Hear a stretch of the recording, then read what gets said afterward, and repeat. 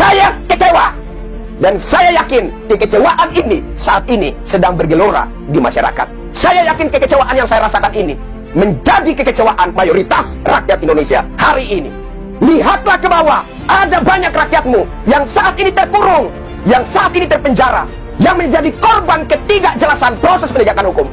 Kalian semua yang membenci Bapak Joko Widodo, kalian lihat nih ya, beliau yang hanya seorang tukang kayu, tetapi tegas kepada siapapun dan negara manapun. Beliau sangat membela rakyat. Kalian yang bilang pelangap-pelongo, lihat, ternyata beliau jauh lebih tegas dan selalu punya prinsip. Tidak bisa ditekan oleh manapun dan negara manapun. Jadi, kita dukung perjuangan beliau melalui anaknya, Mas Gibran. Si tukang kayu tidak seburuk yang kalian pikirkan selama ini. Dalam masa kepemimpinan si tukang kayu, bendera One Piece tidak pernah muncul ke permukaan. Blok Rokan, Chevron, Freeport, Indonesia menjadi pemilik yang seutuhnya. Masa pemerintahan sang tukang kayu juga, Blok Ambalat, tidak ada kompromi, tidak ada negosiasi. Itu adalah milik Indonesia. Masyarakat kecil sangat banyak yang mengagumi Bapak Jokowi. Itu yang paling pertama. Negara ini harus kembali dipimpin oleh keluarga si tukang kayu yang berani, tegas, jujur, dan adil bagi bangsa dan rakyat ini. Anak si tukang kayu harus jadi presiden. Gibran di 2029 harus jadi pemimpin bangsa. Dari Indonesia, saya tahunya Joko Widodo. Oh, Joko Widodo sudah tidak jadi presiden, sudah ganti sekarang. Tidak sah. Tidak sah. Enggak siapa yang pecat dia. Enggak siapa yang pecat dia. Kenapa tidak panggil saya? Joko salah apa? Maka itu diperhentikan.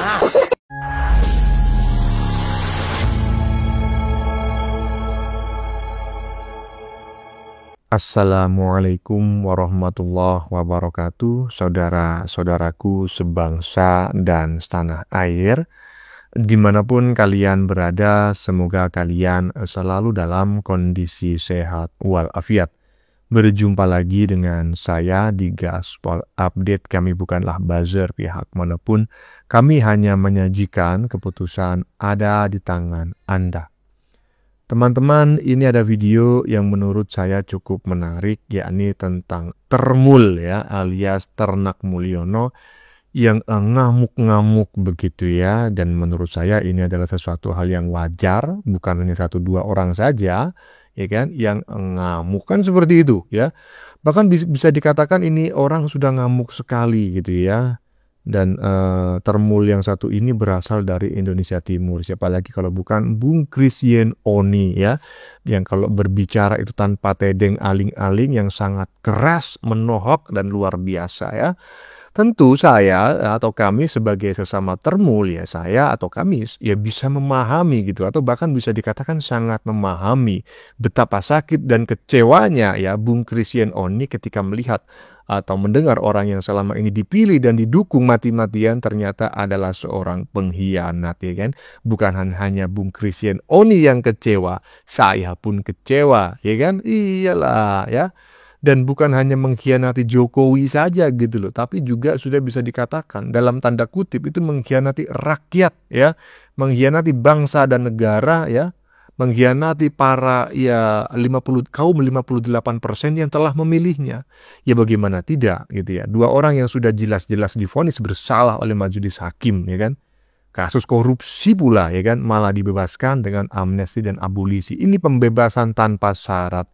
Astagfirullah. Akhirnya apa? Ya banyak neti yang menyampaikan kerinduannya dengan si tukang kayu sebagai seorang presiden yang katanya pelongo-pelongo, tapi faktanya nyali dan keberaniannya nggak kaleng-kaleng bro. Nah bagaimanakah videonya dan bagaimanakah respon netizen? Mari kita tonton bersama. Kemudian mari kita komentari bersama di bagian akhir video. Ini dia. Saya kecewa. Dan saya yakin kekecewaan ini saat ini sedang bergelora di masyarakat. Saya yakin kekecewaan yang saya rasakan ini menjadi kekecewaan mayoritas rakyat Indonesia hari ini.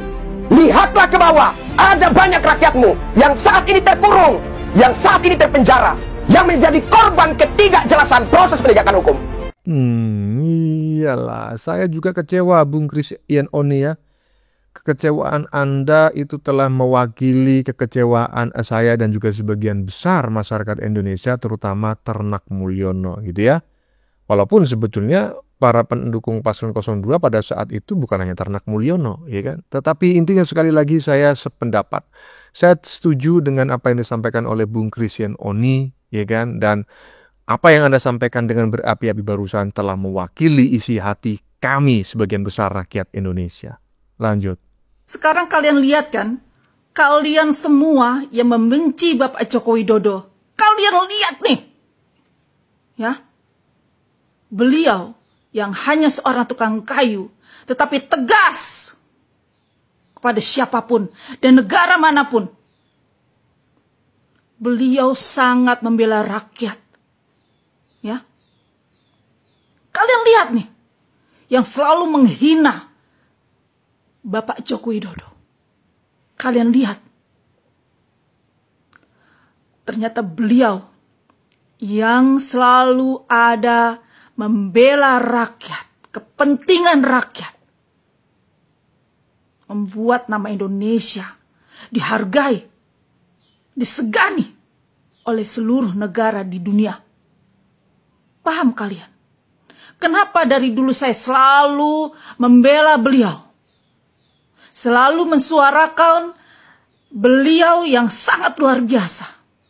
Kalian lihat apa yang terjadi sekarang. Ya, sampai saya mendukung Macan Asia karena di belakangnya ada beliau. Sebenarnya saya nggak mau. Ya, lihat apa yang terjadi.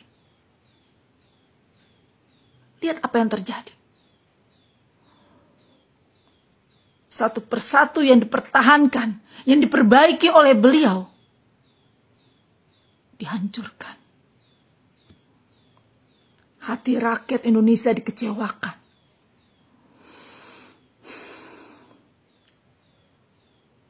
Hanya gertakan dari lawan politik membuat Macan Asia menjadi bapaknya kucing. Bapaknya meong. Tidak ada nyali. Kalian yang bilang pelangap-pelongo, lihat, ternyata beliau jauh lebih tegas dan selalu punya prinsip. Tidak bisa ditekan oleh manapun dan negara manapun. Jadi, kita dukung perjuangan beliau melalui anaknya, Mas Gibran. Ya, yang kalian bilang Mas Gibran ini pelangap-pelongo, saya yakin lebih dari 1000%, bukan lagi 100%. Beliau jauh lebih tegas akan meneruskan gaya kepemimpinan bapaknya daripada si Macan Asia. Ternyata bapaknya empus. Baru ditekan sedikit oleh negara tetangga, langsung ciut. Ya, langsung ciut. Kalau Bapak Jokowi saat memimpin, ditekan, diancam, langsung beliau maju ke paling depan. Disamperin tuh ke Laut Natuna. Pernah tahu kan? Kalian semua yang bilang pelangap-pelongo itu, Pak Jokowi maju paling depan. Buka mata kalian lebar-lebar itu. Ya. Kalian yang selalu menghina beliau. Lihat, lihat, lihat, lihat. Jadi sekarang, kita semua bersatu. Semua yang mendukung Bapak Jokowi maupun yang kalian yang menganggap pelangap-pelongo yang berlawanan sama beliau. Ayo, sama-sama. Kita dukung Mas Gibran untuk meneruskan perjuangan yang dilakukan oleh bapaknya. Kita dukung. Nah, iya kan? Kalian lihat kan siapa yang sebetulnya berjuang demi bangsa dan negara. Berjuang demi rakyat Indonesia. Siapa coba? Orang yang selama ini Anda anggap lemas, kurus, kering, ya kan, goblok, tolol, pelongo-pelongo, Faktanya, ya kan, dia lebih berani daripada orang yang berbadan besar dan berkepala besar.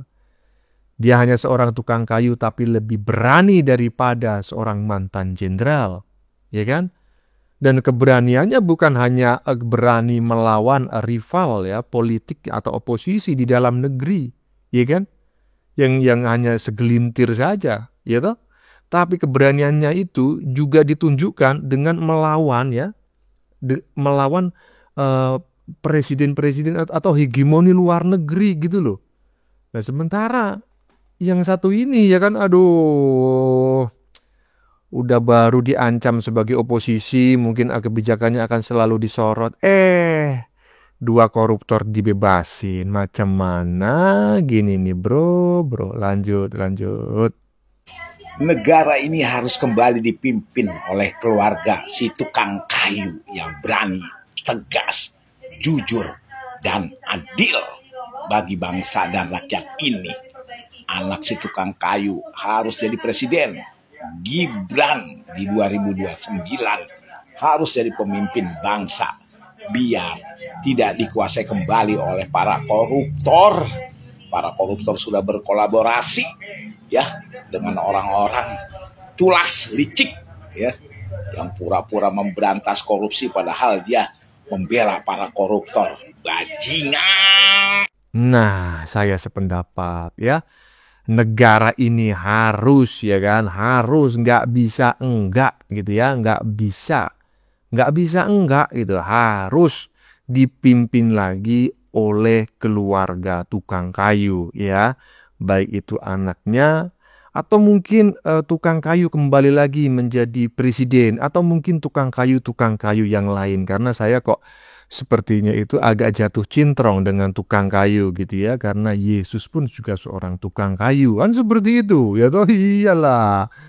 Jadi saya sependapat dengan apa yang disampaikan oleh netizen barusan, bahwa kita sangat merindukan tukang kayu sebagai seorang pemimpin daripada seorang mantan jenderal. Aduh, lanjut. Negara Indonesia, saya tahunya Joko Widodo. Joko Widodo sudah tidak jadi presiden, sudah ganti sekarang. Tidak sah. Dan siapa yang pecat dia? Kenapa tidak panggil saya? Joko salah apa? Maka itu diperhentikan. Nah, akhirnya saya mengerti teman-teman ya. Pada saat itu ketika video ini viral ya, ini kan orang-orang timur ya, ketika video ini viral bahwa Presiden Republik Indonesia itu bukan si Joko lagi, ini kan marah-marah. Enggak, Presiden Indonesia itu si Joko. Kok bisa si Joko itu dipecat, kesalahannya apa? Kok nggak ngomong sama saya? Kurang lebih kan seperti itu. Saya baru sadar gitu loh, bahwa ternyata sampai saat ini ya kan Presiden kita itu tetap si Joko gitu loh. Karena ternyata presiden yang baru terpilih ini macam mana gitu loh. Repot ngomong saya, ya kan? Saya mendukung paslon 02 itu karena ya kan Pak Jokowi menjatuhkan pilihannya ke 02 gitu loh. Jujur aja ya, walaupun kami itu adalah salah satu ternak Mulyono yang mendukung 02, pada saat Pilpres kami golput bro. Karena kami sudah ya sejak dulu 2014 kami nggak memilih dia ya kan, 2019 kami nggak memilih dia, 2024 walaupun didukung oleh Pak Jokowi kami ikut mendukung tapi kami nggak memilih gitu. Aduh, lanjut. Coba kita bandingkan gebrakan dan terobosan yang dilakukan oleh kedua pemimpin negara Republik Indonesia, yaitu Bapak Jokowi ya, Presiden ke-7 Indonesia, dan juga Bapak Prabowo, Presiden ke-8 Indonesia.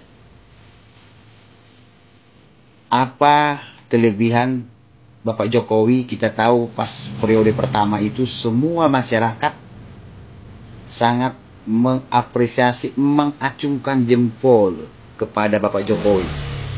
Tahun pertama, tahun kedua, tahun ketiga, tahun keempat, tahun kelima, sampai periode kedua tahun pertama baru mulailah COVID Amburadulah semua kinerja Bapak Jokowi. Ya, kita harus akui, ya. Lalu kita bandingkan, ya jangan dulu kita bandingkan. Ini kita coba ingat kembali apa saja yang dilakukan Bapak Jokowi di periode pertama. Masyarakat kecil sangat banyak yang mengagumi Bapak Jokowi. Itu yang paling pertama. Masyarakat pinggiran, ya, pederahan yang tidak dulu dipandang oleh negara, yang dipandang hanya sebelah mata, ya, yang hanya dimanfaatkan kekayaan alamnya saja yang diambil, masyarakatnya tidak dipedulikan.